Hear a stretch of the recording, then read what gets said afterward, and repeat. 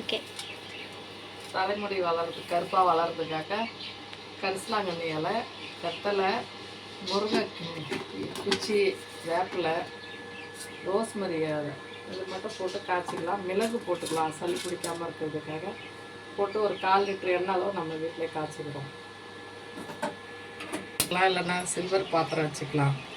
ஒரு 1/4 லிட்டர் அளவு காய்ச்சிக்கிறேன் நான் எண்ணெயை. இரும்பு வானலில் காய்ச்சிக்கலாம். நிறைய பேர் காய்ச்சிடுவோம். கொஞ்சம் கொஞ்சமாக இதை போட்டு தண்ணி விடாமல் அரைச்சிக்கணும். எல்லாமே மிக்சியில் பொடி பண்ணியாச்சு. நம்ம கூட தண்ணி ஊற்றாத பண்ணியாச்சு. ஏன்னா லேசாக காயும் போதே போட்டுடணும். அதை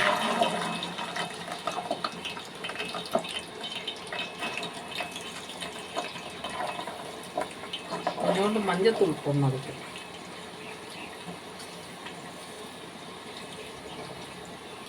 மஞ்சள் பொடி போட்டால் நல்லா தெரிஞ்சது போடுறது தான். கொஞ்சம் கலர் வரும். வெள்ளை முடியெல்லாம் கலராக மாறும். அதுக்காக மஞ்சள் பொடி கொஞ்சம் போட்டுக்கணும்.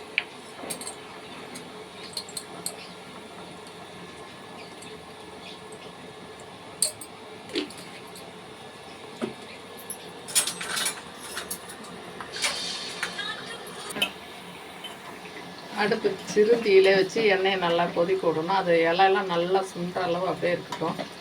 அதுக்கப்புறம் இறக்கி ஆறின பிறகு வடிகட்டிக்கினா போதும்.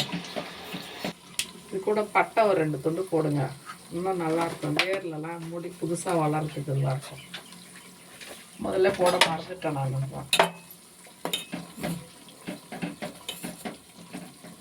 முடி போதுன்னா கொஞ்சம் இதுவானா போதும்.